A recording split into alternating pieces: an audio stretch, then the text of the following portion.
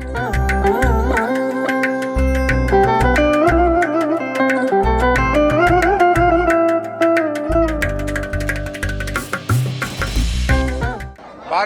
ஜனதா கட்சியின் சார்பாக சென்னையின் பல்வேறு பகுதிகளிலே இன்றைய தினம் தமிழர் திருநாளான பொங்கல் பண்டிகையை முன்னிட்டு பல்வேறு நிகழ்ச்சிகள் நடைபெற்றுக் கொண்டு வருகின்றன.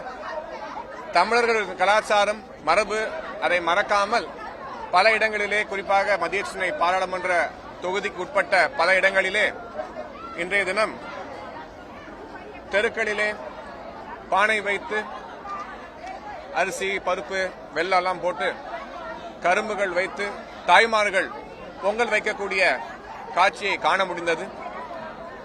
எந்த ஒரு காலகட்டத்திலும் தமிழரின் கலாச்சாரத்தையோ மரபையோ மாற்ற அனுமதி தராத ஒரே இயக்கம் பாரதிய ஜனதா கட்சி மட்டும்தான்.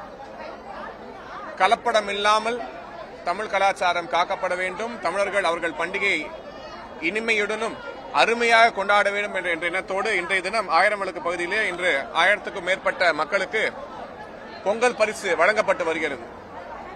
இந்த வருஷம் எலெக்ஷன் இருந்தாதான் கொடுப்போம் அப்படிங்கிற ஸ்டாண்ட் வந்து டிஎம்கேயோட ஸ்டாண்ட். ஒரு மூத்த அமைச்சர் சட்டசபையிலே கிண்டலாக இந்த வருஷம் தேர்தல் இல்ல, அதனால நாங்க பணம் கொடுக்கல என்று சொல்லி மக்களை ஏளனமாக, ஏற்கனவே இந்த பஸ்ல போறதுக்கு பெண்களுக்கு வந்து ஓசியில போறவங்க தானே என்று கூப்பிட்டவங்க தான் நீங்க.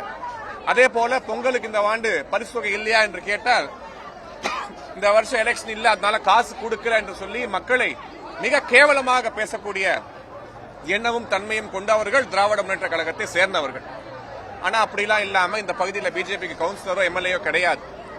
ஆயினும் தமிழக மக்கள் பண்டிகையை சந்தோஷமாக கொண்டாட வேண்டும் என்பதற்காக எங்களால் முடிந்த அளவுக்கு நிர்வாகிகள் அனைவரும் ஒன்று கூடி பொதுமக்களுக்கு பல்வேறு இடங்களிலே, குறிப்பாக 1000 விளக்கு பகுதியில் மட்டும் 5000 குடும்பங்களுக்கு பொங்கல் பரிசுகள், நலத்திட்ட உதவிகள் வழங்கப்பட்டு வருகின்றன.